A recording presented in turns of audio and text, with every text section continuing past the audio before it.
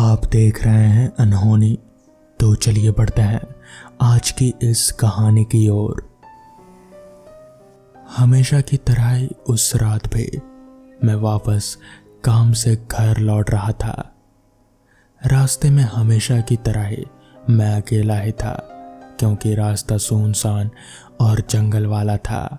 मेरे हाथ में एक टॉर्च थी, जिसकी रोशनी के सहारे मैं आगे बढ़ रहा था। हालांकि रास्ते पर लाइट्स थी, मगर काफ़ी दूर दूर पर, जिस वजह से रास्ते पर आधी अधूरी रोशनी ही पहुंच पा रहे थे। अभी मैं चल ही रहा था कि तभी अचानक से किसी ने पीछे से मेरा हाथ पकड़ा। मैंने पीछे पलट कर देखा तो पाया कि ये कोई और नहीं बल्कि मेरे बचपन का दोस्त राजेश है। राजेश, जिसे ना जाने कितने ही सालों से मैंने नहीं देखा था, मगर उसका चेहरा मुझे आज भी अच्छे से याद है। राजेश ने मुझे देखा और फिर मेरे हाथों में एक कागज की पुड़िया थमा दी। मैंने उस पुड़िया को खोल कर देखा तो वो एक चिट्ठी थी। मैंने राजेश से पूछा, ये क्या है बे? क्या तू बोल नहीं सकता? ये चिट्ठी क्यों पकड़ा रहा है? इस पर राजेश ने कहा, बस इसे पढ़ता जा। मुझे बड़ी हैरानी हुई कि इतने सालों के बाद मिले हैं और ये क्या मुझे बेकार सी चिट्ठी पढ़ने को कह रहा है। खैर, फिर भी मैंने वो चिट्ठी पढ़नी शुरू की। उसमें राजेश ने अपने हिसाब से लिखा हुआ था, मेरा जन्म मुंबई में ही हुआ था और बचपन भी यहीं बीता था, पर मैं जब 15 का हुआ तो पिताजी के तबादले के वजह से हमें रतलाम जाना पड़ा। लेकिन मुंबई से मेरा प्यार कभी कम नहीं हुआ। रतलाम भी अपने आप में शानदार है, पर मुंबई से कई ऐसी यादें जुड़ी है जिन्हें मैं कभी भूल नहीं सकता। ये घटना तब की है जब मैं 14 साल का था और अपने कुछ दोस्तों के साथ साइकिल चलाने जाया करता था। मैं जहाँ रहता था वहीं पास ही एक वीरान कॉलोनी थी जो लगभग खंडर बन चुकी थी। उस कॉलोनी के आसपास का इलाका भी वीरान था और वहाँ कई पेड़ और झाड़ियाँ भी उग गई थी कई सालों में। उसी कॉलोनी के पास एक मेन रोड जाती थी। बस हमें इस वीरान इलाके में जीवित लोग नजर आते थे। इनमें से ज्यादातर लोग अपने काम और कॉलेज से आते जाते थे इस रोड से। हमारी कॉलोनी से साइकिल चलाने के लिए बस यही जगह थी, इसलिए हम उस वीरान कॉलोनी में जाया करते थे। वहाँ रास्ते काफ़ी बड़े थे और खुले थे। रास्तों में कोई रुकावट नहीं थी, जिसकी वजह से हम दिल खोलकर साइकिल रेस लगाते हैं। यूं ही एक बार मैं अकेला ही साइकिल चलाने चला गया उस वीरान कॉलोनी में, और इत्तेफाक से उस दिन रोड पर भी बहुत कम लोग ही थे। ठंडी हवाएं चल रही थी, बारिश का मौसम था। आसमान पर जैसे अंधेरा सा छा गया था और रोड किनारे पेड़ों पर लगे फूलों की खुशबू ने मूड खुश कर दिया था। धूप भी नहीं थी, वहाँ ज्यादा गर्मी भी नहीं थी। मैं तब साइकिल रोड के कई बार से चला रहा था और तब मुझे वो दिखी, वो जिसकी सूरत मैं कभी नहीं भूल सकता। रोड के दाईं ओर लाल फूलों वाले पेड़ की छांव में एक सुंदर लड़की थी, जिसने सफेद रंग की कुर्ती और जीन्स पहन रखे थे। उसने काले छोटे बाल और सिर्फ बाल उसके गर्दन तक थे और चेहरे पर मोह लेने वाली मुस्कान। उसकी नज़र मेरी नज़र से मिली और फिर उसने एक प्यारी सी मुस्कान के साथ मुझे हाथ हिलाकर इशारा किया। मेरी आंखें उसी लड़की की ओर गड़ गईं और मैं आने जाने वाले आसपास की दुनिया से बेखबर जैसे होश ही खो बैठा और जा टकराया एक हट्टे कट्टे सरदार जी से। उनसे माफ़ी मांगकर मैं मुड़ा तो देखा वो लड़की वहाँ कहीं नहीं थी। सिर्फ कुछ ही पलों में वो लड़की अचानक कहाँ चली गई, पता नहीं उस लड़की ने मुझ पर क्या जादू किया था, पर अब मुझे उसे दोबारा देखना था। ये बात मैंने अपने दोस्तों को बताई तो उन्होंने कहा कि इस रोड पर कॉलेज के लड़की लड़कियां आते जाते रहते हैं। अगले दिन वो लड़की शायद उसी समय वापस दिखे, इसीलिए मैं हर दिन ठीक उसी समय पर इंतज़ार करने लगा उस लड़की का, मगर वो मुझे कभी नहीं दिखी। इस बात से कि मैं उस लड़की को फिर कभी नहीं देख पाऊंगा मेरा दिल टूट गया और मैं कई दिनों तक उदास रहा। फिर मैं 10वीं कक्षा में चला गया और 10वीं की पढ़ाई के चलते उस लड़की की यादें मेरे दिमाग के एक कोने में जाकर छुप गईं। मैंने 10वीं बहुत अच्छे से पास किया और फिर अपने परिवार के साथ रतलाम शिफ्ट हो गया, नए शहर में बसने, वहाँ की ज़िंदगी की आदत डालने, कॉलेज में एडमिशन और फिर कॉलेज की पढ़ाई ने मेरा ध्यान उस लड़की से भटकाए रखा। कॉलेज पूरा करने के बाद मैंने एक अच्छी सी नौकरी ढूंढी और फिर वापस आ गया अपने असली घर मुंबई में। 10 सालों में मुंबई काफ़ी बदल चुका था। अब यहाँ भीड़ भी बढ़ गई थी और ऊंची ऊंची इमारतें भी थी। मैंने मेरे मन में सिर्फ एक ही चीज बैठा रखी थी और वो थी उस लड़की को ढूंढना। पर क्या 10 सालों में मैं उस लड़की को पहचान पाऊंगा, उसे ढूंढ पाऊंगा? ऐसा थोड़ी ही हो पाएगा। यही सवाल मेरे दिमाग में कई बार आया, मगर मैं निराश नहीं हुआ।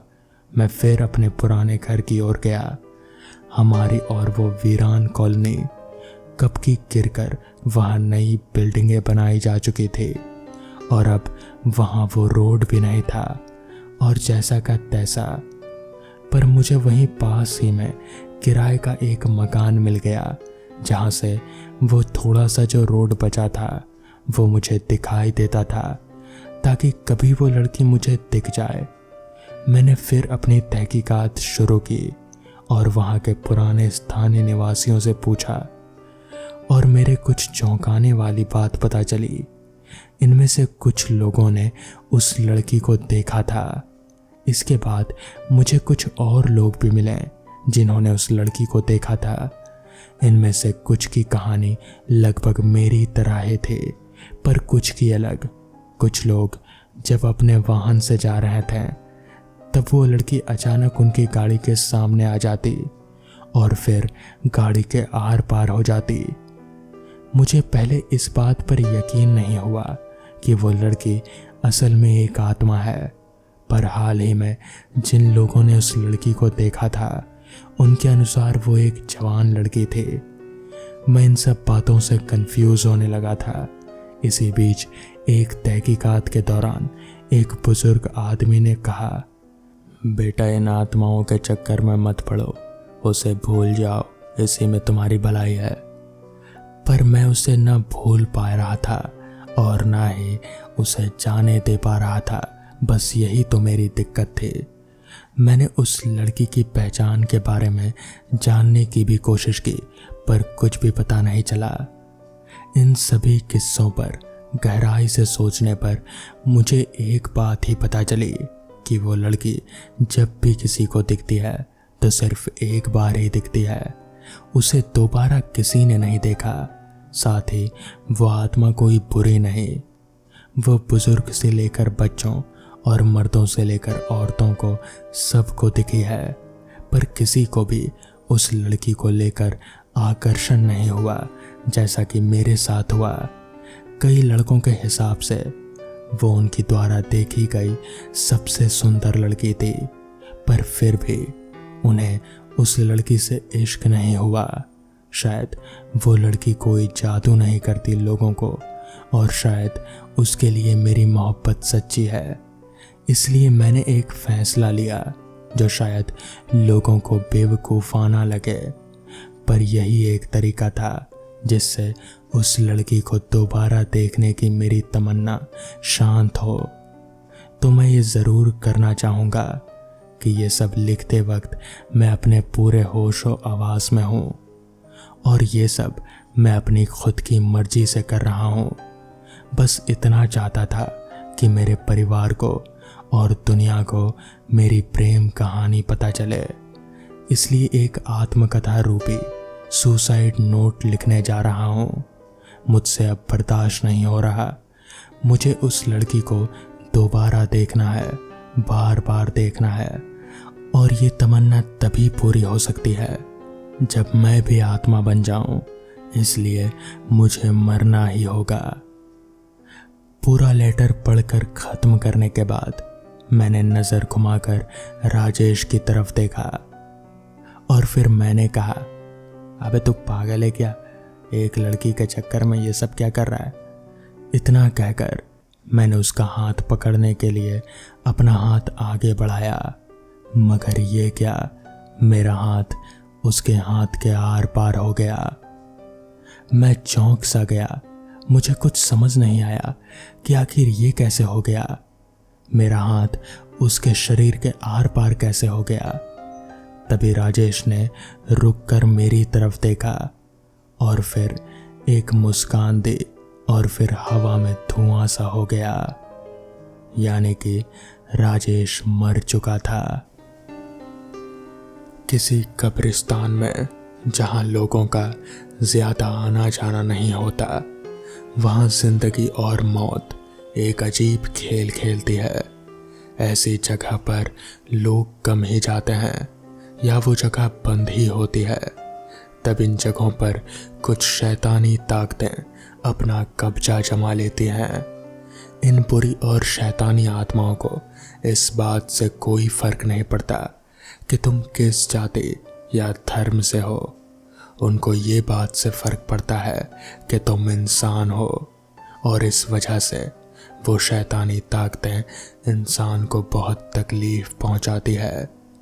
ये बात उस वक्त की है जब मुझे और मेरे दोस्त को इन सारी बातों पर बहुत ही रोमांच आता था। इन कहानियों को सुनने में बड़ा मज़ा आता था। तो इस सिलसिले में मेरे दोस्त ने मुझे मिलने के लिए बुलाया। तो मैंने कहा, तेरे घर पर आऊं या बाहर मिलना है? तो उसने कहा, बाहर मिलते हैं, तुझे एक इंसान से मिलवाऊंगा।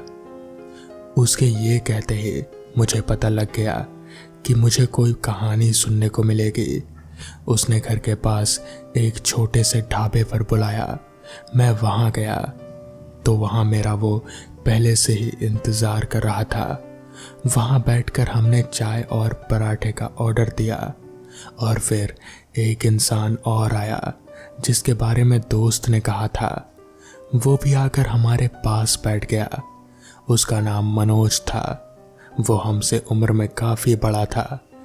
मनोज उत्तराखंड के हल्द्वानी शहर का रहने वाला था। उसको देख मैं थोड़ा हिल सा गया।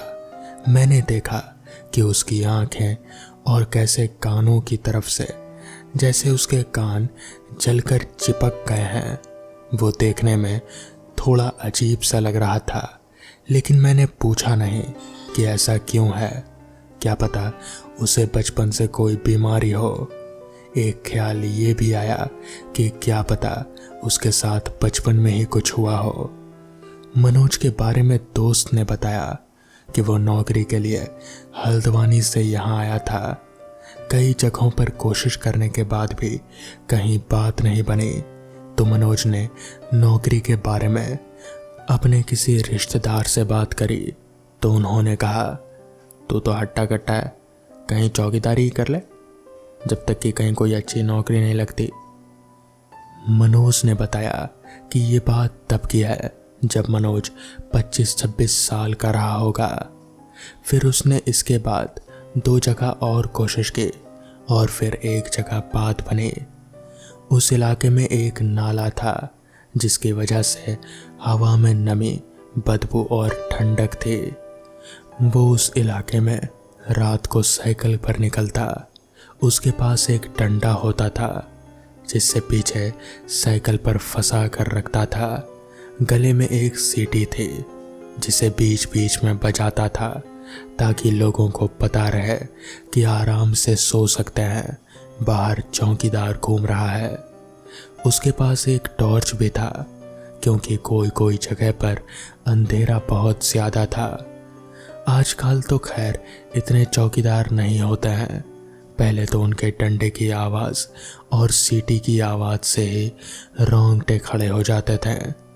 मनोज ने बताया कि वो दिन में आराम करके रात को करीब 11 बजे तक निकल जाया करता था। रोज का यही काम था और वो अब गलियों को अच्छे से पहचान भी गया था। जिस इलाके में वो काम किया करता था वहाँ एक तरफ कुछ झुग्गियाँ बनी हुई थी और बीच में एक बड़ी सी दीवार, उसके दूसरी तरफ नाला, कब्रिस्तान और शमशान घाट बने हुए थे।